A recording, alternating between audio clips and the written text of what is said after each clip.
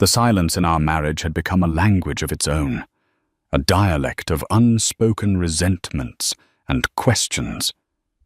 I was too afraid to ask. Marcus and I had built a beautiful life, a fortress of shared dreams with the final cornerstone about to be laid our first child. I cherished the tiny flutter in my belly as a secret promise between us. But then I discovered his secret, a promise he'd made to someone else. He wasn't just breaking my heart. He was building a second life on the rubble of ours. And the day he took her to a baby scan, I decided it was time to tear his world down to the studs. The Carter residence in the manicured suburbs of Chestnut Hill was a testament to meticulous planning. It was a classic Georgian revival, all symmetrical windows and stately brick, a house I had personally helped redesign.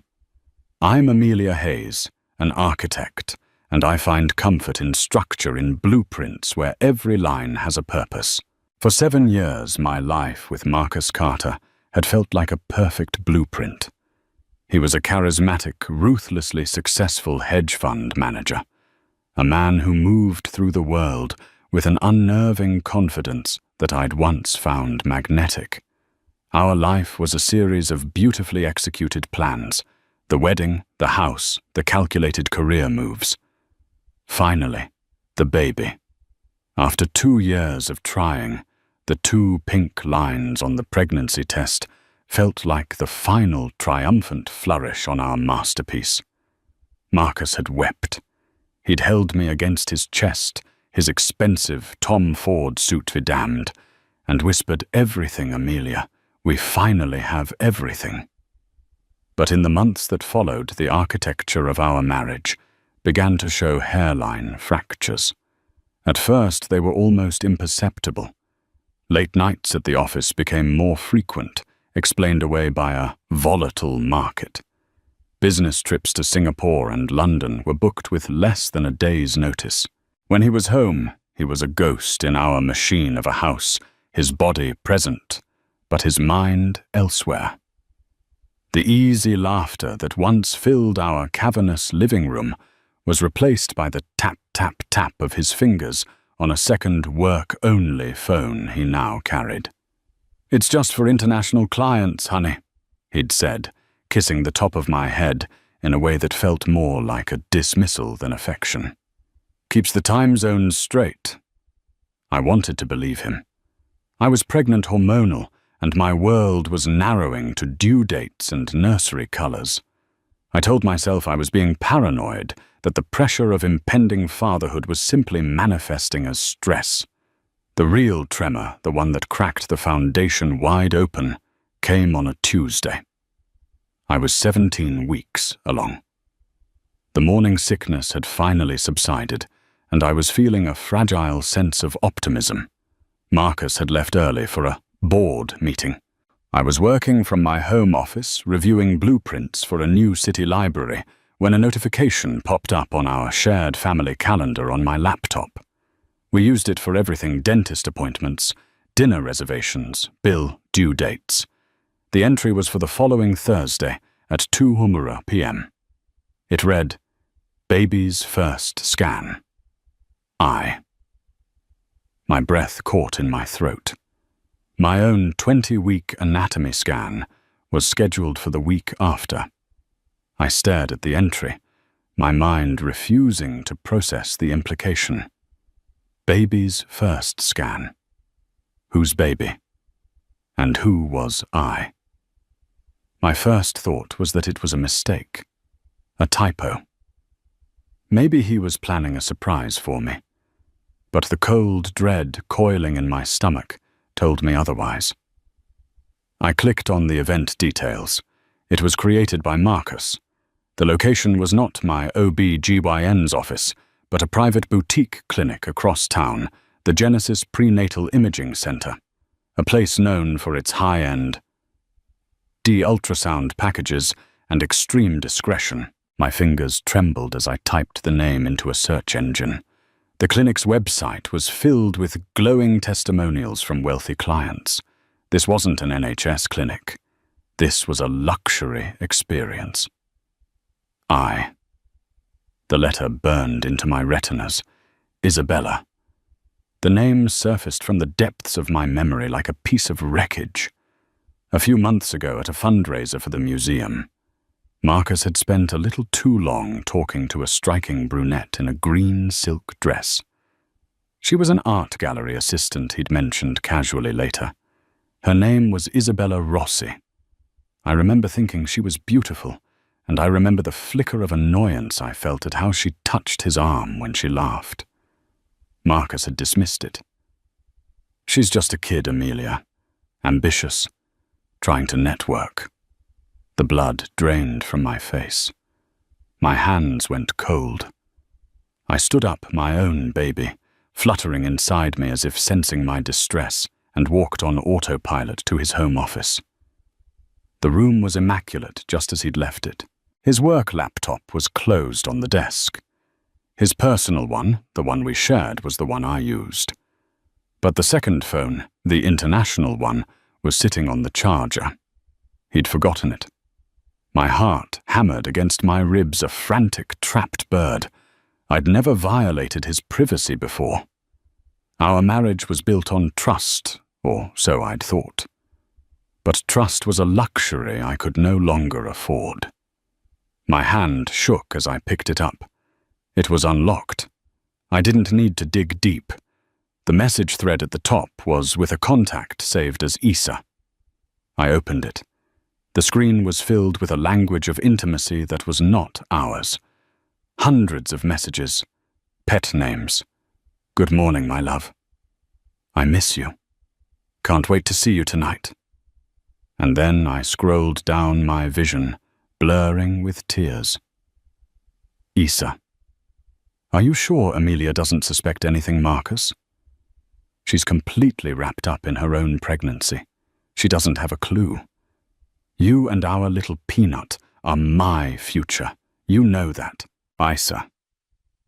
I'm so excited for the scan on Thursday. To finally see him or her, Marcus me too. I'll tell Amelia I have a last-minute meeting. It's all taken care of. I love you. The phone slipped from my numb fingers and clattered onto the mahogany desk. The sound echoed in the silent house. He didn't just have a mistress. His mistress was pregnant, and he was using the same loving words, the same promises of a future on both of us. We were two different projects, two separate blueprints for a life he was trying to build simultaneously. I sank into his leather office chair, the scent of his cologne clinging to the upholstery, and I felt a grief so profound it was physical. It was a pressure in my chest, a hollowness in my gut. I wasn't just losing my husband. I was losing the entire reality I had meticulously built and believed in. The tears came, then hot and silent. I didn't sob. I just let them stream down my face, mourning the death of the man I thought I married. After an hour, or maybe it was 2, the grief began to cool. It hardened into something else, something cold and sharp and clear. Anger. I was an architect. I knew that when a foundation is rotten, you don't patch it up. You demolish it. You clear the site. And you build something new, something stronger on your own terms. My baby kicked a tiny, insistent pulse. It was a reminder. I wasn't just fighting for myself anymore. I wiped my tears, picked up my own phone, and scrolled to a number I hadn't called in months, but a contact I knew I would need. Naomi, I said, my voice surprisingly steady. It's Amelia. I need a lawyer. No, I need a shark. Naomi Bennett had been my best friend since university. We were an odd pairing, me, the measured architect who found beauty in lines and angles, her, the fiery litigator who found it in a perfectly executed cross-examination. While I built things up, Naomi was an expert at tearing them down to their essential legal truths. When she answered the phone, her voice was warm, but it turned to ice as I laid out the facts in a flat, emotionless tone. The bastard was her first succinct analysis. The absolute gold-plated trust fund bastard. He's taking her to a private swan on Thursday at 2. I said, my voice devoid of the tremor I felt inside. The Genesis Center on Albright Avenue. Good, Naomi said, and I could hear the clicking of her keyboard. That's our stage, public but contained. Perfect. I spent the next 48 hours in a fugue state, moving through my life with the detached precision of a robot. I made Marcus his morning coffee. I asked about his board meeting, and smiled blandly as he spun a web of lies so intricate it was almost impressive. He spoke of quarterly reports and shareholder anxieties, and all I could see was the text message, "You and our little peanut are my future." Each lie was another brick in the wall he was building between us, and it was a wall I was now meticulously planning to bring down. While he was at the office, I was in Naomi's. Her corner office overlooking the city felt like a war room. Papers were spread across a vast glass table. Naomi dressed in a razor-sharp suit, paced like a caged tiger. "Okay, Amelia," she began, pointing a pen at me. "We can go in there, and you can scream at him. It would be cathartic, I'm sure. But he'll paint you as the hysterical, hormonal wife. Men like Marcus are masters of flipping the narrative. We are not going to give him that satisfaction. We are going to hit him with something he understands." "And what's that?" I asked, my voice barely a whisper. Naomi stopped pacing and leaned over the table, her eyes glinting. "Consequences. Financial, legal, and social. We're not just going to expose him. We're going to hamstring him." Our plan was audacious and required moving at lightning speed. Naomi explained that a simple confrontation was fleeting. We needed leverage. The affair and the second pregnancy were our moral high ground, but the law cared more about assets than broken hearts. "He's funding this entire second life," Naomi reasoned. "The gift's her apartment, I bet my salary. He's leased a place for her. The dinners, the medical bills. Where is that money coming from?" "Our joint accounts. His salary," I offered. "Exactly. Marital assets.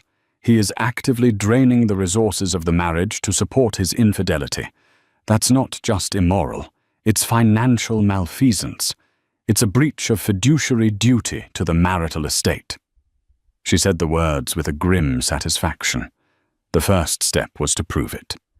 Naomi had a man for that. Not a private investigator in the trench coat and fedora sense, but a forensic accountant named Mr. Davies, who was a bloodhound for digital paper trails. While I pretended to be choosing between duck egg blue and seafoam green for the nursery walls, Mr. Davies was deep in the digital labyrinth of our finances. Marcus, in his arrogance, had been sloppy. The report came back less than 24 hours later. It was a gut-wrenching validation of my worst fears. A lease agreement for a luxury condo on the waterfront, signed by Marcus Carter 3 months ago. Credit card statements filled with charges from Cartier Chanel and exclusive restaurants I'd never been to with him. And the most damning piece of evidence, a wire transfer of $50,000 to Isabella Rossi, with the memo line reading "For our new beginning." Seeing it all in black and white, the sheer scale of his deception was staggering. He wasn't just cheating, he was building an entirely separate, lavish existence. Armed with this evidence, Naomi drafted an emergency petition. We weren't filing for divorce. Not yet. That was a move to be made from a position of power. This was different. We were petitioning for an ex parte temporary restraining order. This TRO will do two things, Naomi explained, her voice precise. First, it will immediately freeze all major joint bank accounts and investment portfolios. He won't be able to move a dime without a court order. Second, it grants you temporary exclusive use and possession of the marital home. He will not be allowed to set foot on the property. Can a judge grant that so quickly? Without him present, I asked the scope of it, making me feel dizzy. That's the ex parte part, Naomi said with a thin smile. It means from one party. We are presenting evidence that immediate and irreparable harm will be done to the marital estate if we wait for a full hearing. He's actively liquidating assets. The judge will grant it. I'll make sure of it. She was as good as her word. On Wednesday afternoon, Naomi called me from the courthouse. "We got it," she said, a note of triumph in her voice. "Signed and sealed by Judge Miller herself. The order is active the moment it is served to him." The plan was set. Naomi had hired a professional process server, a stoic man named Frank, who would accompany me. I was to serve Marcus the papers myself. The law didn't require it, but Naomi and I agreed it was a necessary piece of theatre. "He needs to see you," Naomi had insisted, "not as a victim, but as the agent of his downfall. He needs to see that you did this, you." On Thursday morning, I woke up before dawn. The house was silent. Marcus was sleeping soundly beside me, his arm draped possessively over my growing belly, even in his sleep. The hypocrisy was so profound it almost made me laugh. I carefully slid out of bed and went to the closet. I didn't choose a power suit like Naomi would have. I chose a simple, elegant, navy blue maternity dress. It was a dress Marcus had bought for me a month ago, telling me how radiant I looked in it. I did my hair and makeup with meticulous care. I wanted to look beautiful. I wanted to look strong. I wanted to be the very picture of the woman he was throwing away. When I was ready, I looked at myself in the full-length mirror. My hand rested protectively on my stomach. The baby was quiet, as if sensing the impending storm. In my other hand, I held a large manila envelope. Inside was the court order. It felt heavier than any blueprint I had ever carried. It was the plan for the demolition. I met Frank, the process server, at a coffee shop a block away from the Genesis clinic. He was a large, impassive man who looked like he'd served papers in every dramatic situation imaginable. "You ready, Mrs. Carter?" he asked, his tone professional but not unkind. "It's Ms. Hayes, actually," I replied, my voice clear and cold. "Amelia Hayes." It was the first time I had consciously reclaimed my own name. He nodded slowly. "Okay, Ms. Hayes. I'll be right behind you. Just give me the signal." We walked to the clinic. It was exactly as I'd pictured, discreet, modern, with a frosted glass door. I took a deep, steadying breath, the crisp afternoon air doing little to calm the frantic beating of my heart. This wasn't just a confrontation. It was a declaration of independence. I was no longer a character in Marcus Carter's story. I was about to become the author of my own. The waiting room of the Genesis Prenatal Imaging Center was an oasis of forced tranquility. Soft classical music trickled from hidden speakers. The color palette was a soothing blend of beige and cream, and the chairs were plush leather that sighed when you sat down. It smelled faintly of lavender and money. It was the kind of place designed to make you forget the messy, clinical reality of what was happening, and instead sell you an experience. I chose a seat in the corner, my back to the wall, the large manila envelope resting in my lap. Frank, the process server, took a seat near the door, idly flipping through a magazine. a silent, imposing gargoyle in this temple of new life. I checked my watch. 1:55 p.m. My heart was a frantic drum against my ribs, but on the outside I projected a stillness I did not feel. I had rehearsed this moment 100 times in my mind. I would not cry. I would not scream. I would be surgical. At precisely 2:01 p.m., the frosted glass door swung open. And there they were.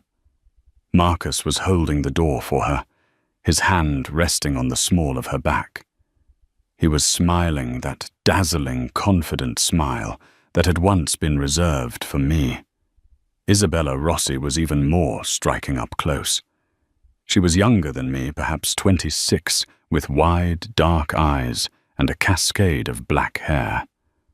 She was wearing a stylish, flowing maxi dress that accentuated her own small, neat baby bump.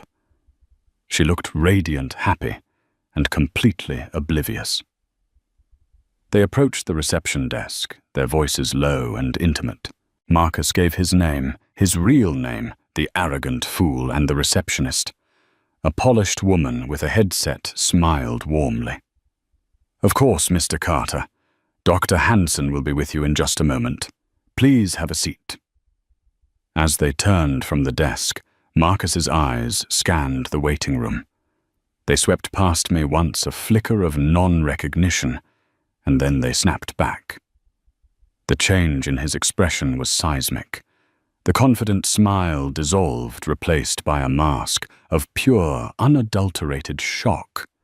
His face went pale, a sickly white under the expensive lights. He stopped dead, his hand falling away from Isabella's back as if he'd been burned. "Amelia." He breathed, his voice a strangled whisper.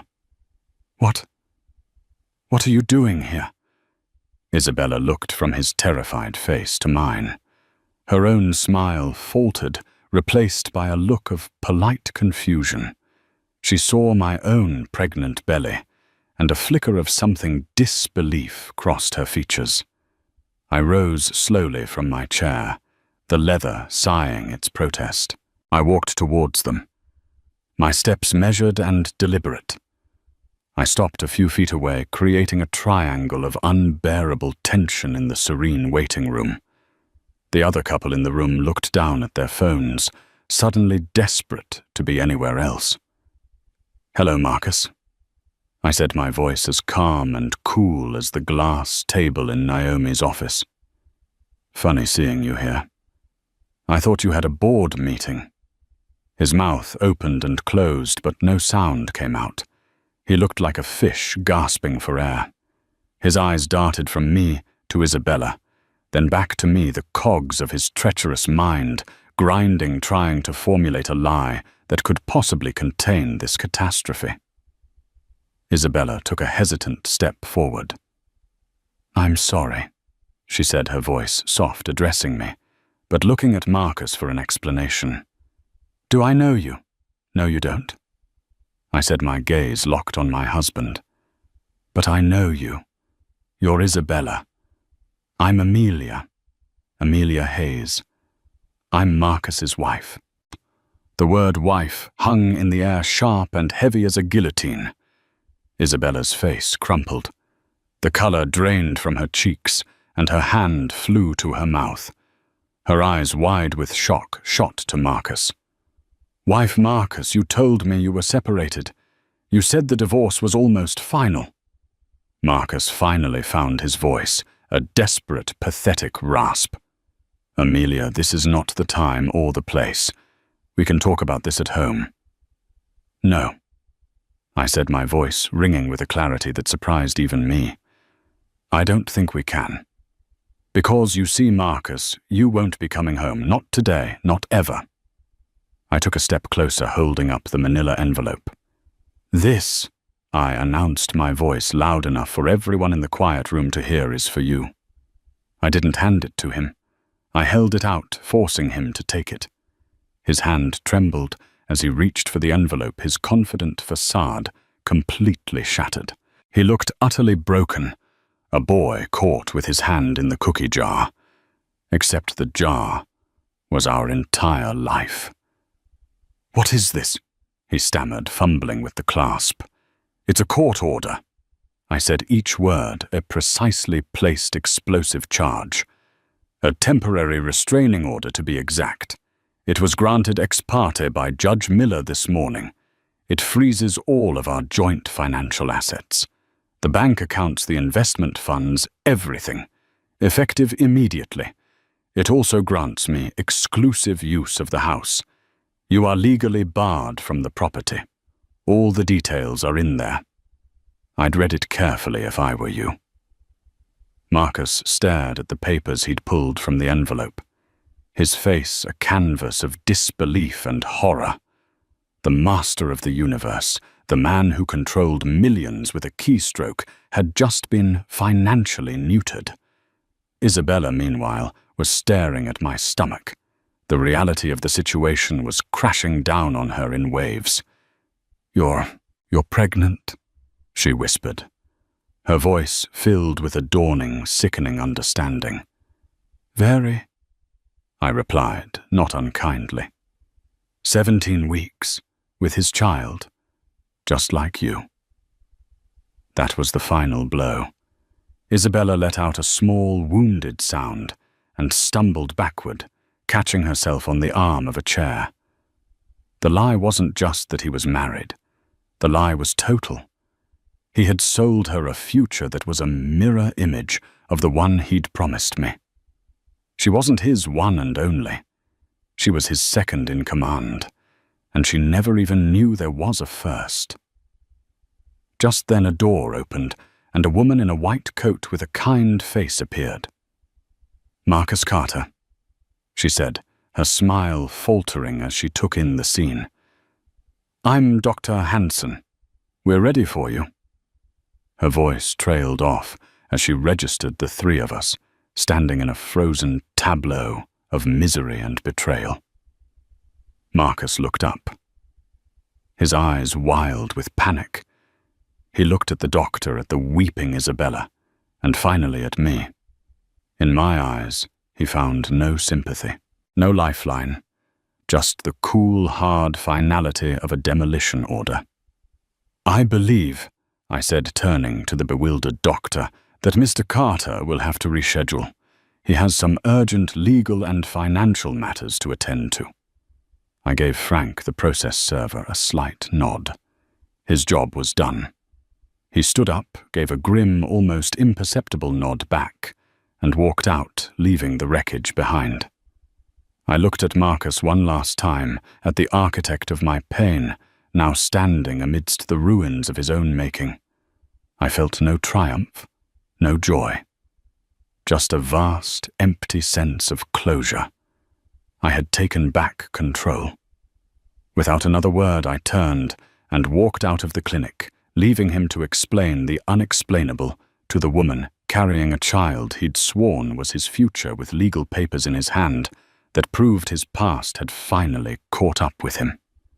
The lavender-scented air of the clinic gave way to the sharp, clean air of the city. I took a deep breath. It was the first breath of my new life. The drive home was surreal. The adrenaline that had coursed through me, a potent cocktail of rage and resolve, began to ebb, leaving behind a profound, bone-deep exhaustion. I pulled into the driveway of the house, my house now according to the law. And for a moment, I just sat in the car, the engine ticking as it cooled. The stately brick home no longer looked like a fortress of dreams. It looked like a beautiful empty museum of a life that was no longer mine. Inside, the silence was absolute. It was no longer the tense, resentful silence of a failing marriage, but the clean, empty silence of a new beginning. I walked through the rooms, my hand trailing along the cool marble of the kitchen island, a place where Marcus and I had shared countless meals. I went upstairs and stood in the doorway of what was to be the nursery. The walls were still a neutral primer, waiting for the color I could never decide on. Now the blankness felt appropriate. It was a blank canvas. My phone buzzed, pulling me from my reverie. It was Naomi. "It's done," I said, my voice hollow. "I know." The process server called me. "You were magnificent," she said, her voice brimming with pride. "How are you, the real how?" "Empty," I admitted. "And tired. But I'm okay. I think I will be." "Good. Now listen to me, Amelia. This is just the beginning. He's going to retaliate. He'll call, he'll beg, he'll threaten. He'll try to get his own lawyer to vacate the TRO. Do not engage. Do not answer his calls. Let everything go through me. Are we clear?" "Crystal," I said. The first call came less than an hour later. "Marcus." I stared at the name on my screen and hit ignore. It was immediately followed by a text. "Amelia, please, we need to talk. This is a nightmare. You don't understand everything. I can explain." Then another. "I am locked out of our accounts. My cards are being declined. You can't do this. Think about our baby. His invoking of our child, the one he had so easily betrayed, sent a fresh wave of cold anger through me. I blocked his number without a second thought. The next few days were a blur of legal activity. Naomi was right. Marcus had hired one of the most ruthless divorce attorneys in the city, a man named Sterling Vance, whose specialty was making messy situations even messier.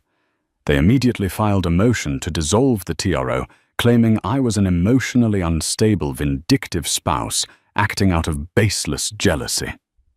"Baseless," Naomi scoffed over the phone. "We have the condo lease, the wire transfer, the credit card statements, and a waiting room full of witnesses to his little domestic drama. Let them try."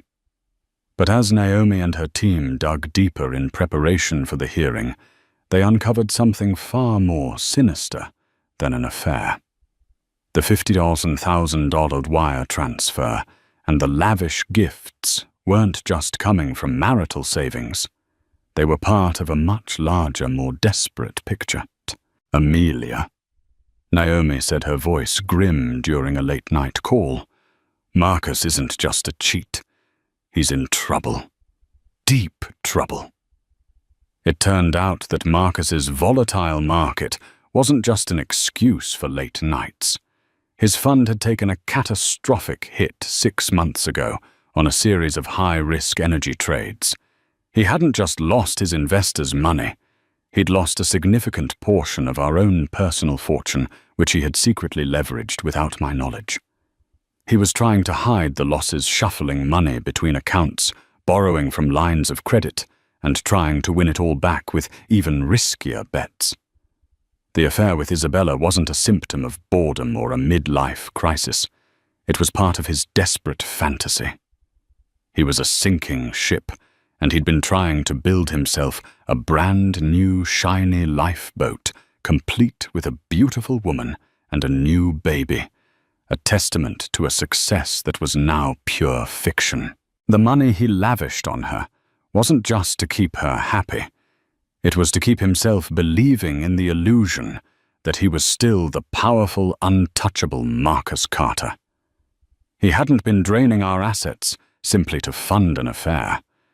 He had been hemorrhaging money everywhere in a desperate attempt to stay afloat. The TRO hadn't just cut off his access to his mistress. It had cut off his ability to continue his frantic shell game. We hadn't just exposed his infidelity. We had inadvertently lit the fuse on a financial time bomb. The twist didn't end there. 2 weeks after the showdown at the clinic, I received an email from an address I didn't recognize. The subject line was simply, "A plea." My first instinct was to delete it, assuming it was Marcus trying to get around the block. But curiosity got the better of me. I opened it. Ms. Hayes, it began. I know you have no reason to listen to me, and every reason to hate me. I do not expect your forgiveness. I am writing to you, because I believe we were both deceived, and I am in a situation I don't know how to handle. Marcus has not been answering my calls since that day. His promises have evaporated, along with his financial support. I have been served an eviction notice from the apartment he leased for me. I have spent the last 2 weeks questioning every single thing he ever told me. He lied about you. He lied about his divorce. He lied about the future he was building for us. It has made me question the one thing I thought was real, our child. I am writing to you to ask for something unimaginable. I have an appointment for a non-invasive prenatal paternity test next week. It requires a DNA sample from the potential father. Since he is unreachable, the lab said a sample from a known direct relative, like a legitimate child or a parent, could also work. Though a direct sample from the other woman involved in the affair is more accurate. I know this is an insane request, but would you consider providing a sample I need to know the truth? For my baby's sake. I need to know if my child is tied to that man, to his lies. Whatever the result, I will not bother you again. Sincerely, Isabella Rossi. I stared at the email, my mind reeling. My enemy, the other woman, was asking for my help. She was just as lost as I had been, cast adrift by the same man.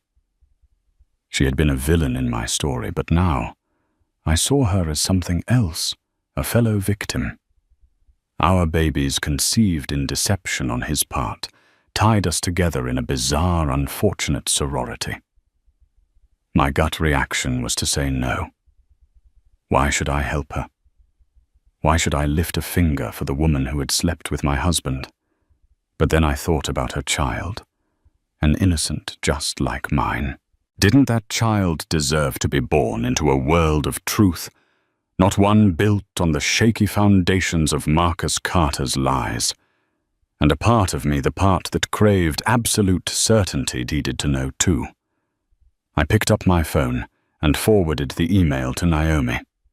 Her reply was instantaneous. Holy hell. Don't answer yet. Let me think. An hour later, she called back. Okay, she said, her voice a mix of astonishment and strategic calculation. This is a gift from the legal gods. If that baby isn't his entire counter-narrative of being a man who fell in love with 2 women and wanted to do right by both his children completely implodes. It exposes him as nothing more than a common philanderer who was caught. So I should do it, I asked. Yes, Naomi said firmly, but on our terms. I'll have the lab results sent directly to my office. We control the information. This isn't about helping her, Amelia. This is about arming ourselves for the final battle. I knew she was right, legally. But as I drafted my reply to Isabella, I realized it was about more than that. It was about 2 women caught in one man's destructive storm, helping each other find a small patch of solid ground. Isabella, I wrote. I will do it. The decision to meet Isabella was one I made with my head, not my heart. My heart wanted nothing to do with her. It wanted to nurse its wounds in private, to seal off the part of my life Marcus had contaminated, and pretend it never existed. But Naomi's strategic voice echoed in my mind. We control the information. This is about arming ourselves. So I agreed, suggesting a sterile, anonymous cafe downtown, a place with no history for either of us. A clean slate for a dirty conversation. I arrived early, securing a secluded booth in the back. The cafe was a symphony of neutrals, much like the waiting room at the Genesis Clinic, but this time the beige tones felt less like a comfort and more like a void. I ordered a chamomile tea, and the warm mug did little to chase away the chill that had taken up permanent residence in my bones. I watched the door, my stomach, a knot of dread and grim determination. What does one say to the woman who was living a life parallel to your own, a life funded by your shared assets and built on the same foundation of lies? When Isabella finally walked in, she looked nothing like the confident, glowing woman I had confronted a few weeks prior. The designer dress was gone, replaced by simple jeans and a nondescript sweater. Her lustrous dark hair was pulled back in a severe ponytail, and her face devoid of makeup was pale and haunted. She had been stripped of the borrowed glow Marcus had provided, and what was left was a young woman who looked lost and terrified. She scanned the cafe, her eyes wide and anxious, clutching a large, worn leather purse to her chest, as if it were a life raft. Our eyes met, and she flinched, taking a hesitant step before steeling herself and walking towards my booth. She slid onto the vinyl seat opposite me, placing the purse on the table between us like a barricade. "Thank you for coming," she began, her voice a fragile whisper that was nearly swallowed by the cafe's ambient noise. "And for what you're doing. The test." I took a slow sip of my tea, letting the silence stretch, wanting her to understand that I was not here for pleasantries. "Let's be clear, Isabella," I said, my voice even and cold. "I'm not doing this for you. I'm certainly not doing it for him. I'm doing it because there are 2 children who will be born into this mess. They at least deserve the simple dignity of the truth." She winced but nodded, accepting the sharp edge of my words. She deserved it. "I understand," she said, looking down at her tightly clasped hands on the table. "He told me you were cold," she confessed, the words tumbling out, as if she could no longer hold them in. "Detached. He said the marriage was a formality, that you hadn't been in love for years. He painted this picture of you as this career-obsessed ice queen, and him as this lonely man, trapped and wanting a real family." Each word was a small, sharp sting. It was the classic cheater's handbook, painting the wife as a monster to justify his own monstrosity. "And you believed him?" I asked, a note of incredulity in my tone. "I wanted to," she admitted, her gaze finally lifting to meet mine. Her eyes were swimming with unshed tears. "He was so charming, so convincing. He'd talk about the divorce as if it were a done deal, just paperwork. He'd say things like, 'Amelia and I are just business partners now, we're better as co-parents.' He made it all sound so incredibly logical and civilized. Marcus is an expert at making betrayal sound civilized." I replied, the words tasting like ash. I watched her, and the burning hatred I had nurtured for weeks began to be complicated by an unwelcome feeling, a sliver of pity. She wasn't a master manipulator. She was a pawn, just as I had been, albeit a more willing one.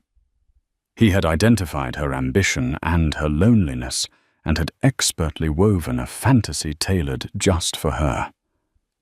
"The day at the clinic," she continued, her voice cracking, "when I saw you, and I saw you were pregnant, it was like the world tilted off its axis. Every single thing he had ever built for me. The apartment, the gallery show, he funded the promises of us raising our baby in a brownstone. It all turned to dust. I wasn't his future. I was just his secret. I was the affair." "Welcome to the club," I said, the sarcasm a thin veil over my own remembered pain. "He was selling you a blueprint for a life he was already failing to build with me." We sat in silence for a moment, 2 women on opposite sides of the same shipwreck. I finally pushed a napkin dispenser towards her. "The test is tomorrow at 10. My lawyer, Naomi Bennett, has arranged for a courier from the lab. They will take my sample from her office and meet you at the collection center. The results will be sent directly and only to her." Isabella nodded, wiping at her eyes. "Thank you," she said again, her voice thick with emotion. I have to know. I can't bring a child into the world if he's tied to that man. To all those lies. That was the one thing we could agree on. Our meeting ended as awkwardly as it began. We were not allies. We were not friends. We were two separate parties with a mutual interest in uncovering the truth, a truth that we both suspected would be devastating in its own way. The week that followed was an exercise in controlled anxiety. I busied myself with practicalities, assembling a crib, washing tiny clothes, meeting with contractors to discuss renovating my home office into a brighter, sunnier space. But underneath it all, a low hum of anticipation vibrated through me. Every phone call made my heart leap. Naomi was a fortress of calm, assuring me that whatever the result, we were in a position of strength. "If it's his," she'd said in a call, "it proves his motive for draining the accounts. If it's not his, if it's not his Amelia, we're not just bringing a knife to a gunfight. We're bringing a nuclear bomb." The call came on a Tuesday afternoon. I was staring at a wall of paint swatches, trying to decide between sunbeam yellow and morning light when my phone rang with Naomi's name. I sank onto a nearby packing box, my hand trembling as I answered. "Are you sitting down?" Naomi asked, her voice taut with an energy I could feel through the phone. "I am now," I breathed. "I have the email with the certified lab report open on my screen," she said. The silence that followed was the loudest thing I had ever heard. "It's a PDF, password protected. I just entered it." More silence. I could hear the faint click of her mouse. "Okay, I'm reading it. Exclusion. Amelia. The probability of paternity for Marcus Carter is 0%. I gasped the air, leaving my lungs in a rush. 0%. It wasn't just an exclusion. It was an annihilation of his entire narrative. All the drama, the second life the promises made to Isabella, the risk he took blowing up our marriage, all for a child that had absolutely no biological connection to him. The sheer tragic absurdity of it was overwhelming. "He's not the father," I whispered the words, feeling foreign and monumental. "He's not the father," Naomi confirmed, a note of savage triumph in her voice. "Our boy Marcus built an entire shadow family on a foundation of quicksand. This report doesn't just damage his legal case, Amelia. It demolishes it. It makes him a liar, a philanderer, and a fool all in one fell swoop. Sterling Vance can't spin this. No one can." Isabella's email followed a day later after Naomi had officially informed her lawyer. It was short and full of anguish. She had contacted her ex-boyfriend, the artist. After a tearful, difficult conversation, he had admitted it was a possibility. He was willing to take a test. She was humiliated and horrified, and she ended the email with a single chilling line. "I am now truly alone." I felt a pang of something cold and distant for her, but my focus was singular: the courtroom. The day of the hearing was grey and overcast, the sky the color of concrete. The courtroom itself was intimidating, all dark wood and high ceilings designed to make you feel small. Marcus was already there, standing beside his lawyer, Sterling Vance. Vance was the epitome of a high-priced attorney, impeccable suit, smug smile, and the predatory stillness of a shark. Marcus, however, looked like a man coming apart at the seams. His expensive suit hung on him, and he had the sallow, hollowed-out look of someone who hadn't slept in weeks. Our eyes met across the room, and I saw a flicker of desperate hope in his. He still thought he could talk his way out of this. I met his gaze with a look as cold and hard as the marble floors. Vance began, his voice smooth and condescending. He painted a masterful, disgusting picture of me as the hysterical, hormonal, pregnant wife, emotionally unstable and prone to vengeful fantasies. He argued that the tool was an act of punitive aggression that was crippling Mr. Carter's ability to conduct business and manage his affairs. "Your Honor," he concluded, "this is a domestic dispute that has been escalated into a financial crucifixion by a woman scorned." Then it was Naomi's turn. She rose with a grace and confidence that seemed to suck all the air out of Vance's argument. She was a vision of lethal professionalism. "Your Honor," she began, her voice crisp and clear, "Mr. Vance's portrayal of my client is as fictional as his client's commitment to fidelity. This isn't about a woman scorned. It's about a marital partner protecting the marital estate from a man who has systematically defrauded it." One by one, she laid out the evidence: the lease for Isabella's condo, the credit card statements from Cartier, the wire transfer for $50,000. With each piece of paper she submitted, Vance's smug smile tightened. "My client does not deny the relationship," Vance countered smoothly, rising to his feet. "He is a man who regrettably fell in love with 2 women. It is a complicated human situation, but he is an honorable man. Your Honor, he was and is fully prepared to support both mothers and to be a father to both his children."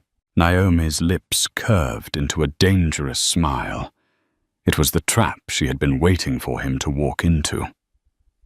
"I find that claim about both his children particularly fascinating." "Your Honor," Naomi said, her voice resonating with theatrical gravity. She paused, letting the statement hang in the air. "Because while Mr. Carter was busy making these honorable plans, we were busy dealing in facts. And we have recently come into possession of a fact that fundamentally alters the nature of this entire case." She picked up a sealed, notarized envelope from her table and began to walk towards the judge's bench. The courtroom went silent. I could see Marcus's confusion, a slight furrow in his brow. He shot a look at Vance, who merely shrugged, confident in his position. "Your Honor," Naomi said, holding the envelope, "this is a certified lab report from a non-invasive prenatal paternity test performed on Ms. Isabella Rossi just last week. The results, I assure you, are quite conclusive." The word paternity detonated in the quiet room. Vance's jaw went slack. Marcus's face, already pale, turned a ghastly shade of white.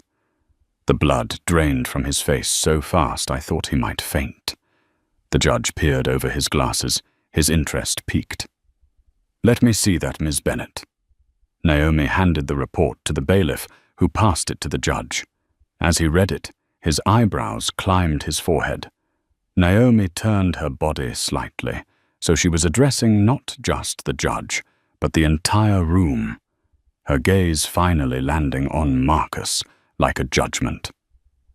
"For the court's record," she announced, her voice ringing with finality, "the report concludes with 99.9% scientific certainty that Marcus Carter is not the biological father of Miss Rossi's child." A collective gasp went through the gallery. Sterling Vance looked as though he'd been electrocuted. He opened his mouth, but no words came out. Marcus staggered backward, physically recoiling as if he'd been struck. The entire edifice of his deceit, his last pathetic claim to a shred of honor, had not just been cracked, it had been publicly pulverized. He was not a tragic hero torn between 2 loves. He was just a pathetic common cheat who had been caught a fool who had torched his own life for a fantasy that was never even real. The judge dropped the report on his desk and glared at Marcus with utter contempt. "Mr. Vance," he said, his voice dripping with ice.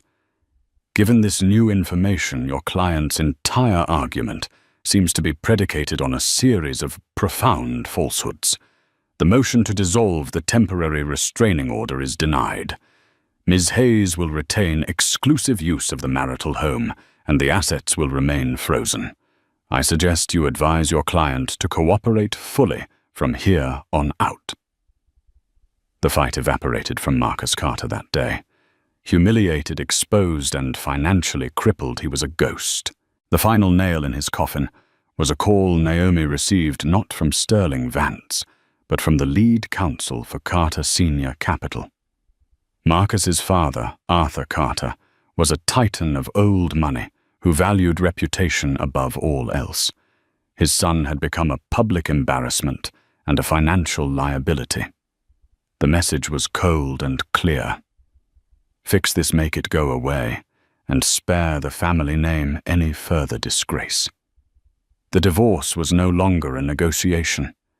It was a surrender. The Carter family wanted silence. I wanted freedom. They agreed to a settlement that was swift and overwhelmingly in my favor. I received the house free and clear, a large ironclad trust for Lily's future, and a portion of the remaining assets that ensured I would never have to depend on anyone again. Months later, the grey skies of that courtroom battle felt like a distant memory. I stood in the nursery, bathed in the warm glow of the yellow paint I had finally chosen. In my arms, I held my daughter Lily, who was just over a month old.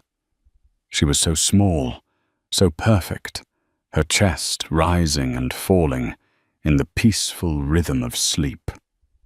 My daughter. My future.